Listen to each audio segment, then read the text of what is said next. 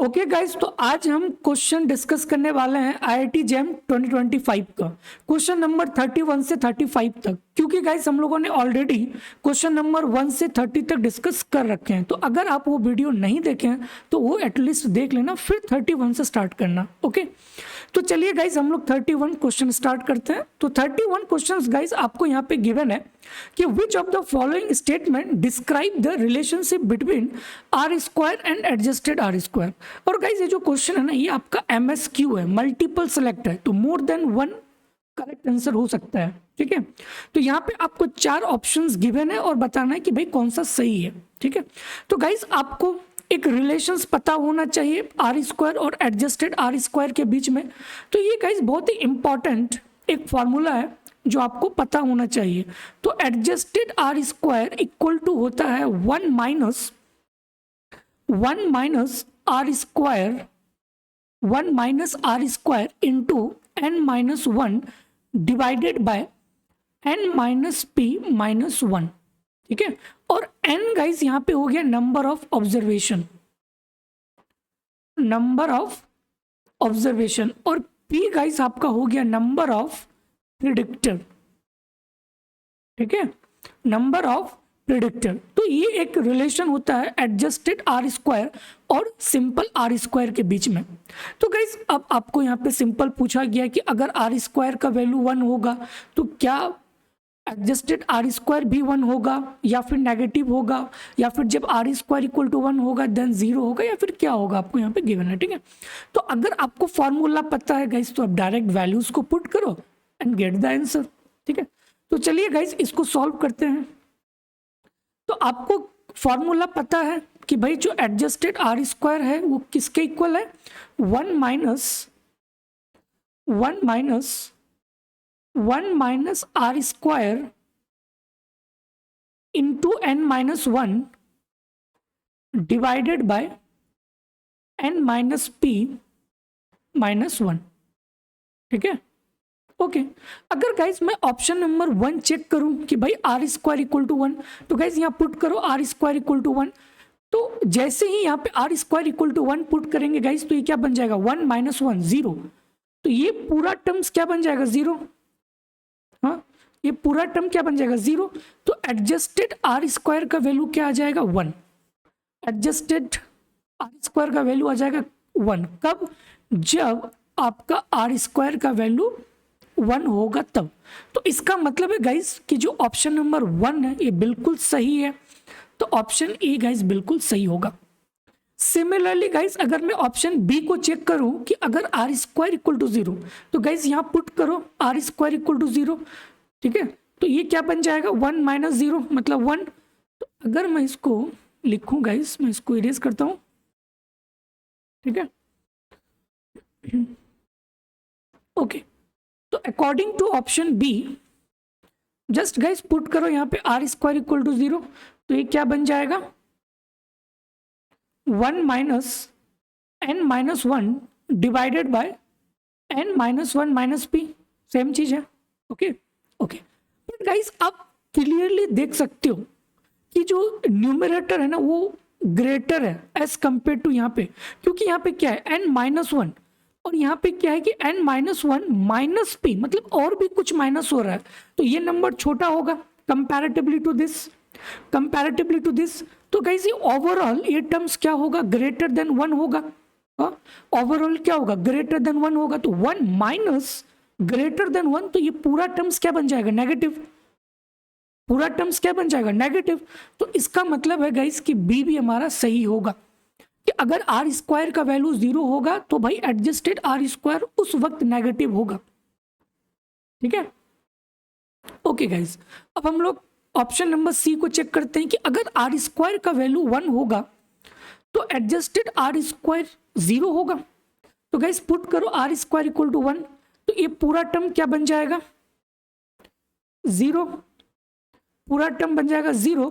तो यहाँ पे एडजस्टेड आर स्क्वायर इक्वल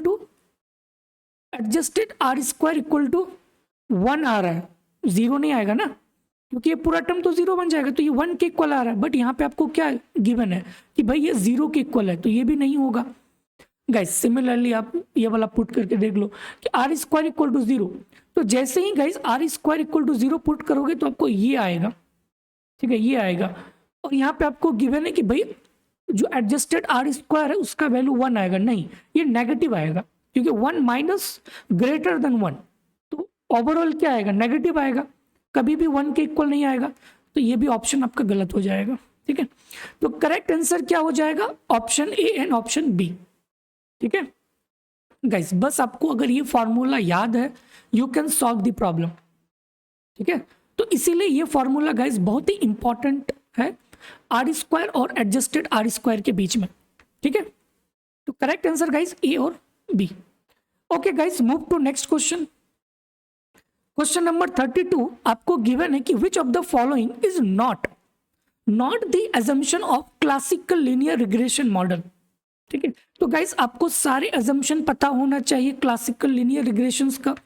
पहला क्या होता है गाइस कि लीनियर इन पैरामीटर, मैं यहाँ पे लिखता हूं, पहला assumption क्या होता है, लीनियर इन पैरामीटर।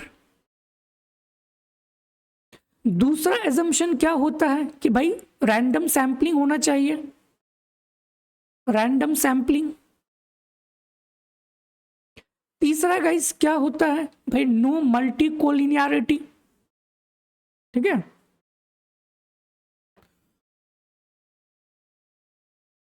ओके, चौथा कि जो एक्सपेक्टेड वैल्यू है इरर टर्म्स का वो क्या होना चाहिए, 0 होना चाहिए।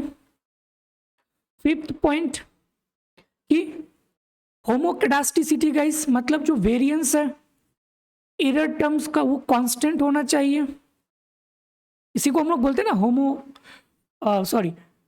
होमोकेडास्टिसिटी, ठीक है गाइस, इसका प्रोनाउंसिएशन थोड़ा सा काफी वो है।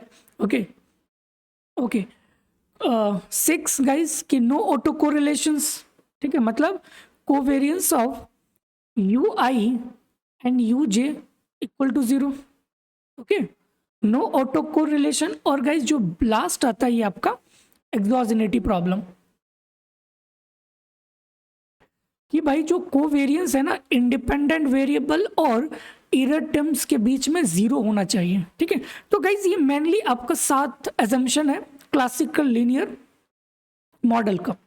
तो अगर मैं गाइस ऑप्शन नंबर बी की बात करूं कि भाई जो मॉडल है ना वो linear in both parameter and variable, नहीं गाइस, ये जो मॉडल है ना ये सिर्फ और सिर्फ पैरामीटर पे लीनियर होता है, वेरिएबल पे नहीं, ठीक है।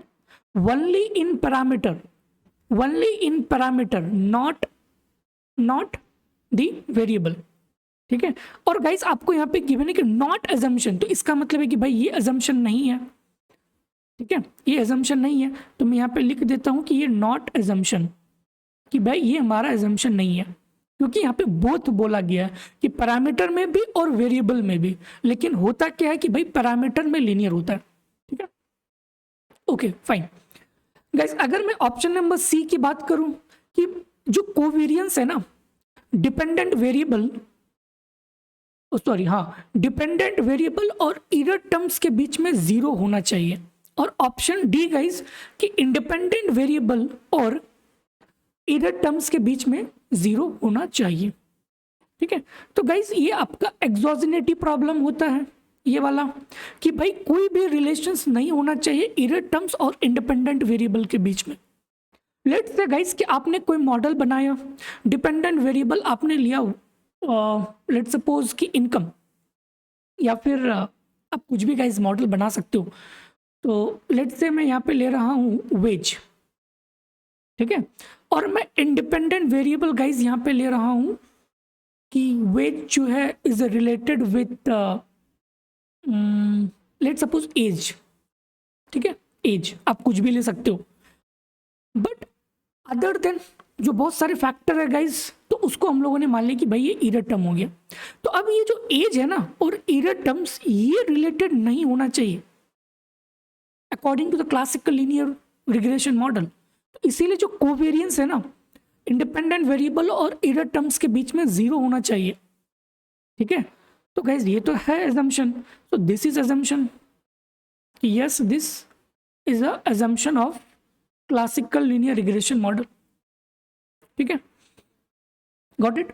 ओके गाइस, अगर हम बात करें कि भाई जो कोवेरियंस है ना डिपेंडेंट वेरिएबल और इरर टर्म्स के बीच में जीरो, तो guys this is not an assumption, ये अजम्पशन ही नहीं है, ये सिर्फ और सिर्फ गाइस इंडिपेंडेंट के बीच में है कि भाई इंडिपेंडेंट और इरर टर्म्स के बीच में कोई भी वेरिएशंस नहीं होना चाहिए, मतलब उसकी कोवेरियंस वैल्यू जीरो होना चाहिए। बट डिपेंडेंट के साथ गाइस कोई भी ऐसा रिलेशंस नहीं होता है according to classical linear regressions, so this is also not assumption।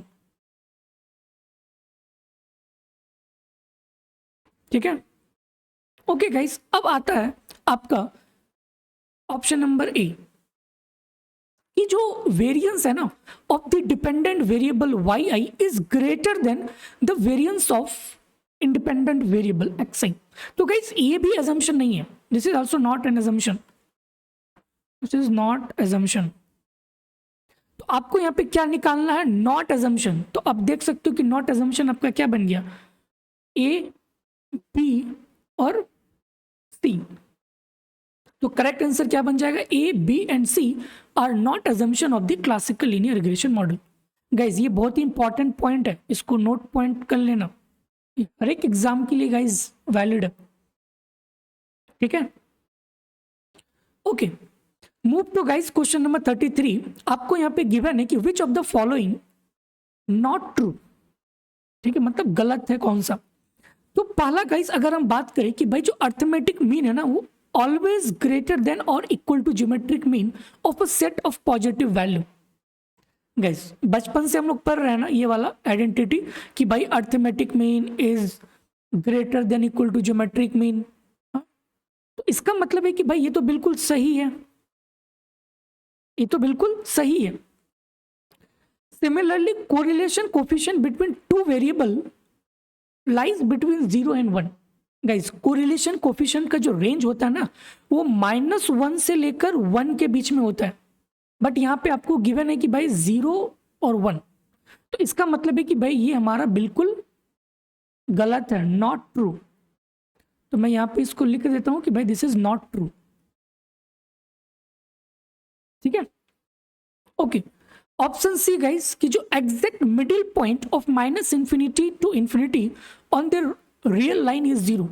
तो अगर गाइस मैं -∞ से +∞ तक एक लाइन खींचता हूं तो 0 इसका मिड पॉइंट होता है, ये आपको स्टेटमेंट गिवन है। गाइस आप खुद सोचो कि आप मिड पॉइंट कब फाइंड आउट करते हो, जब आपके पास एक फाइनाइट वैल्यू होता है तभी आप मिड पॉइंट को निकाल सकते हो। कभी भी इनफाइनाइट वैल्यू पे गाइस आप मिड पॉइंट को नहीं निकाल सकते हो। तो इसका मतलब है कि जो हमारा ऑप्शन सी है ये भी आपका नॉट ट्रू है, नॉट ट्रू।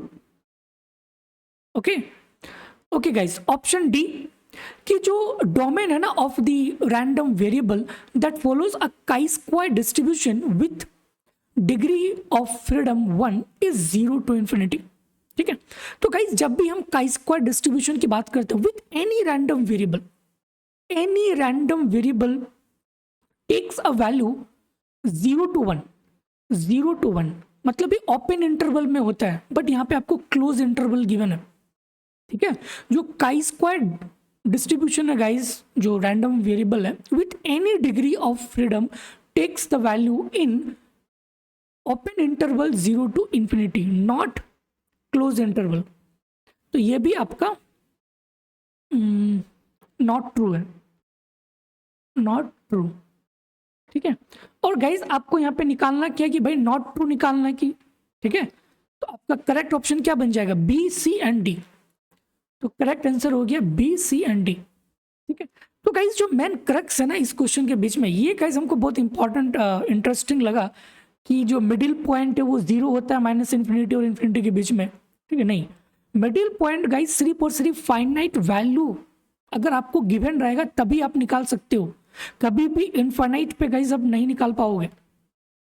ठीक है, और काई स्क्वायर डिस्ट्रीब्यूशन कोई भी गाइज अगर डिग्री ऑफ फ्रीडम है वो वैलिड होता है ओपन इंटरवल 0 to ∞ के बीच में, बट यहाँ पे क्लोज है। ठीक है, तो इसीलिए ये नॉट ट्रू होगा। Okay guys, move to question number 34। आपको गिवन है कि which of the following is are shock to the IS curve. ठीक है, तो यहाँ पे आपको 4 ऑप्शन गिवन है कि change in the demand for consumer good, self fulfilling waves of optimism and pessimism of the agent in the economy, exogenous change in the demand for money, या फिर change in the government purchases. तो guys यहाँ पे आपको simple पूछा गया कि जो शॉक लगता है आईएस कर्व पे, तो कौन कौन सा ऑप्शन के कारण जो है आईएस कर्व में शिफ्ट हो सकता है। ठीक है, शॉक का मतलब शिफ्टिंग। ओके गाइस, हमें पता है ना कि आईएस कर्व गुड्स मार्केट को बताता है, और उसका जो इक्वेशन होता है ये होता है ना y equal to C plus I plus G plus N X. ठीक है, मैं यहाँ पे लिखता हूँ y equal to C plus I plus G plus N X. ठीक है, या फिर इसको हम लोग एक्सपोर्ट माइनस इम्पोर्ट भी लिख सकते हो,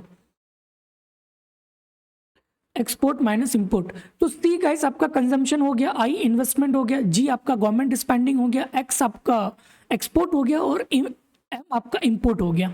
ठीक है, ओके। तो अगर गाइस मैं ऑप्शन ए पे मूव करूं तो यहाँ पे आपको गिवन है कि change in the demand for consumer good. तो अगर कंज्यूमर गुड पे चेंज होती है, अगर उसका डिमांड चेंज होता है कंज्यूमर गुड का, तो अगर गाइस ये चेंज होगा तो ऑब्वियसली है कि भाई हमारा y भी चेंज होगा, और जैसे ही y चेंज होगा गाइस वैसे ही हमारा आईएस कर्व भी चेंज होगा, क्योंकि यही होता है आईएस कर्व। ठीक है, आईएस कर्व का गाइस जो इक्वेशन होता है वो बेसिकली क्या होता है कि IS curve is talk about the relationship between income and interest rate. तो यहाँ पे इनकम तो है ना, तो अगर कंजम्पशन चेंज होगा तो भाई हमारा इनकम चेंज होगा, और जैसे ही हमारा इनकम चेंज होगा तो हमारा इंटरेस्ट रेट भी चेंज होगा। ठीक है गाइज, ये वाला होता है ना आईएस कर्व, ये आपका इनकम हो गया और ये आपका इंटरेस्ट रेट हो गया। तो हमें पता है कि भाई आईएस कर्व जो है वो नेगेटिवली रिलेशंस को शो करता है इंटरेस्ट रेट और इनकम के बीच में। तो जैसे ही कंजम्पशन डिमांड चेंज होगा वैसे ही हमारा वाई चेंज होगा, मतलब ये वाला चेंज होगा। तो गाइज जब ये चेंज होगा तो भाई हमारा आईएस कर्व भी चेंज होगा, तो आईएस कर्व में शॉक्स तो लगेंगे। ठीक है, तो इसका मतलब है कि भाई ये तो हमारा बिल्कुल सही है। Yes, this affect the IS curve. Okay, अगर मैं गाइस ऑप्शन नंबर बी की बात करूं कि self fulfilling web of optimism and pessimism of agent in the economy. Guys आप खुद सोचो कि अगर कंज्यूमर ऑप्टिमिज्म बन गया, ठीक है, तो ऑप्टिमिज्म का मतलब है कि भाई कंज्यूमर ज़्यादा से ज़्यादा स्पेंड कर रहा है, ज़्यादा से ज़्यादा इन्वेस्टमेंट कर रहा है। ठीक है, तो अगर कंजम्पशन ज़्यादा होगा, इन्वेस्टमेंट ज़्यादा होगा, तो ऑब्वियसली है कि भाई हमारा वाई चेंज होगा, और जैसे ही वाई चेंज होगा तो फिर हमारा आईएस कर्व में भी चेंज होगा। ठीक है, तो इसका मतलब है कि भाई हमारा ये भी सही है। और गैस इसी का उल्टा होता है पेसिमिज्म, कि भाई अगर वो अपने कंजम्पशन डिमांड को कम कर ले, इन्वेस्टमेंट को कम कर ले, तो भाई हमारा वाई भी कम हो जाएगा, और जैसे वाई कम होगा तो फिर हमारा आईएस कर्व में भी गाइस शॉक्स तो होंगे। ठीक है, तो बी भी गाइस बिल्कुल सही है।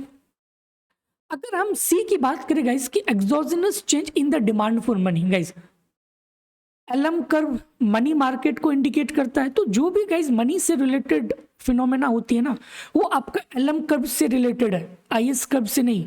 बट यहाँ पे आपको आईएस कर्व गिवन है, तो money is related with LM curve, not IS curve. तो गाइस ये आपका बिल्कुल गलत है। Change in the government purchases, guys direct है कि भाई अगर जी अगर इंक्रीज होगा तो वाई चेंज होगा। ठीक है, और जब वाई चेंज होगा तो भाई हमारा आईएस कर्व भी चेंज होगा। ठीक है, तो ये भी सही है। तो करेक्ट आंसर क्या बन गया, ए बी एंड डी। तो A B D are correct, A B and D are shocks to the IS curve. ठीक है,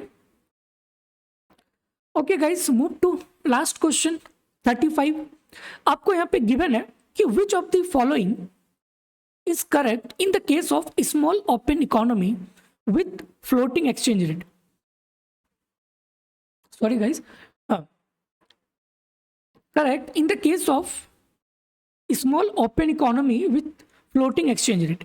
तो यहाँ पे आपको 4 ऑप्शंस गिवन है कि physical expansion raises income, fiscal expansion lifts income at the same level, capital inflow leads to fall in the net exports, and capital inflow leads to increasing in net exports. ठीक है, okay guys, अगर floating exchange rate है तो भाई इसका क्या मतलब है फ्लोटिंग एक्सचेंज रेट का?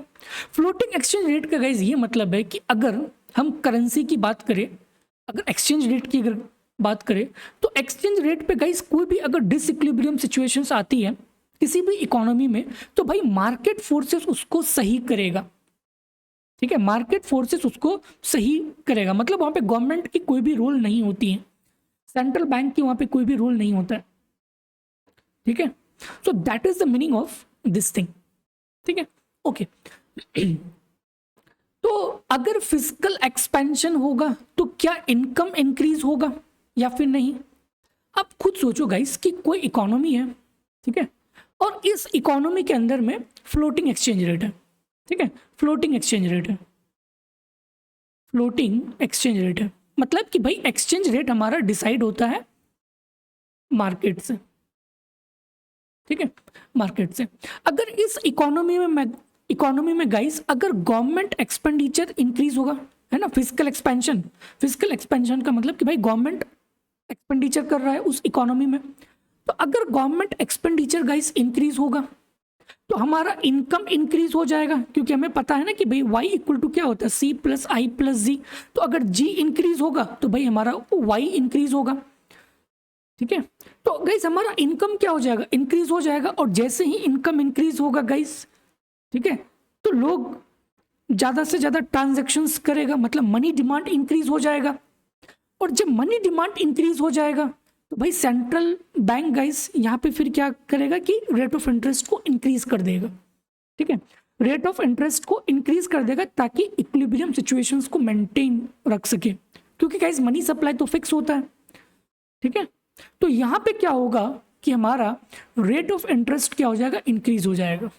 बट यहाँ पे आपको गिवन है कि भाई इनकम बढ़ रहा है, नहीं, इनकम नहीं, बल्कि यहाँ पे rate of interest guys ultimately हमारा बढ़ रहा है। तो जैसे ही हमारा रेट ऑफ इंटरेस्ट इंक्रीज होगा तो फिर अगेन हमारा इन्वेस्टमेंट फॉल हो गया ना, इन्वेस्टमेंट फॉल हो जाएगा तो फिर हमारा इनकम फॉल हो जाएगा, इनकम राइज नहीं होगा। कब? जब अगर ओपन इकोनॉमी रहेगा और उसमें अगर फ्लोटिंग एक्सचेंज रेट रहेगा तब। ठीक है गाइज, ये काफ़ी कॉन्सेप्चुअल है। ठीक है, तो इस पर थोड़ी सी गाइज आप खुद ध्यान देना। तो आप तुरंत टिक मत कर देना कि भाई फिजिकल एक्सपेंशन होगा तो अच्छा ठीक है इनकम तो बढ़ेगा, नहीं, क्योंकि आप ओपन इकोनॉमी की बात कर रहे हो, क्लोज नहीं। क्लोज होता तो ठीक है कि भाई हमारा इनकम तो बढ़ता ही, बट यहाँ पे ओपन इकोनॉमी है गाइज। तो जैसे ही फिजिकल एक्सपेंशन हुआ, इनकम बढ़ा, तो जैसे ही गाइस इनकम बढ़ेगा तो ट्रांजैक्शन डिमांड फॉर मनी बढ़ जाएगा, मतलब इंटरेस्ट रेट बढ़ जाएगा आपके इकोनॉमी में। और गाइस जैसे ही इंटरेस्ट रेट बढ़ेगा तो जो फॉरेनर है, जो अदर कंट्री है, आपके कंट्री में इन्वेस्ट करेगा, क्योंकि भाई आपके कंट्री में इंटरेस्ट रेट ज़्यादा है। तो जैसे ही गाइस फॉरेन कंट्री आपके कंट्री में इन्वेस्ट करेगा तो फिर हमारे करेंसी का डिमांड बढ़ जाएगा, मतलब कि हमारे कंट्री की जो करेंसी है वो अप्रिशिएट हो जाएगा। फिर जैसे ही अप्रिशिएट होगा गाइस तो फिर हमारा नेट एक्सपोर्ट घट जाएगा, और जैसे ही नेट एक्सपोर्ट घटेगा तो फिर हमारा इनकम घट जाएगा। ठीक है, तो ये भी गाइस आप काउंटर दे सकते हो। तो इनकम घटेगा ना कि इनकम बढ़ेगा। ठीक है, तो इसका मतलब है कि भाई ये तो बिल्कुल गलत है। ठीक है, similarly guys physical expansion leaves income at the same level, physical expansion leaves at the same level, same चीज ना, कि जितना से इंक्रीज हुआ था उतने से उसको घटा दिया due to this open economy. तो इसका मतलब है कि भाई बी तो हमारा बिल्कुल सही है। ठीक है, capital inflow leads to fall in net export. Guys ये भी सही है ना, मैंने भी आपको जस्ट बताया ना कि अगर गवर्नमेंट एक्सपेंडिचर होगा तो भाई इनकम बढ़ेगा, और इनकम अगर गाइस बढ़ेगा तो ट्रांजैक्शन डिमांड फॉर मनी ज़्यादा हो जाएगा, तो इंटरेस्ट रेट बढ़ जाएगा। इंटरेस्ट रेट बढ़ेगा तो भाई अदर कंट्री आपके कंट्री में इन्वेस्ट करेगा, तो करेंसी का एप्रिसिएशन हो जाएगा। और जैसे ही करेंसी गाइस एप्रिशिएट होता है, आपको पता है कि भाई नेट एक्सपोर्ट हमारा घटता है, तो इसका मतलब है कि हमारा नेट एक्सपोर्ट घट जाएगा। तो ये भी सही है। Capital inflow leads to increasing in net export, नहीं गाइस। ठीक है, कैपिटल इनफ्लो, अगर जब कैपिटल इनफ्लो होगा तो कैसे एक्सपोर्ट को कम करता है, एक्सपोर्ट को कम करता है क्योंकि आपके करेंसी का एप्रिसिएशन हो गया है। ठीक है, तो ये आपका रॉन्ग हो जाएगा। तो करेक्ट आंसर क्या बन जाएगा, option number B and C are the correct. ठीक है गाइज, एक क्वेश्चन इसी का 20 नंबर जो है मैं अभी तक डिस्कस नहीं किया हूँ, तो नेक्स्ट वीडियो पे गाइज मैं उसको डिस्कस करूंगा। मैंने आपको एक होमवर्क भी दिया था कि भाई क्वेश्चन नंबर 20 को खुद से एक बार ट्राई करना, अगर नहीं हो पाएगा तो फिर मैं उस पर वीडियो आपको लेके आऊँगा, ठीक है। तो कल गाइज मैं 20 क्वेश्चंस इसी का IIT JEM 2025 का मैं उस पर डिस्कस करूंगा, ठीक है। बहुत ही कॉन्सेप्चुअल क्वेश्चन है गाइज, इसीलिए मैं उस क्वेश्चन को छोड़ दिया था आप पे कि पहले एक बार खुद आप उस पर प्रैक्टिस करो, फिर देन हम उस पर डिस्कस करेंगे, ठीक है। तो गाइज आज हम लोग क्वेश्चन नंबर 31 से 35 तक डिस्कस किए, फिर नेक्स्ट गाइज हम लोग 35 से 40 के बीच में डिस्कस करेंगे, ठीक है। ओके गाइज, फिर मिलते हैं नेक्स्ट वीडियोस पे। Okay, thank you.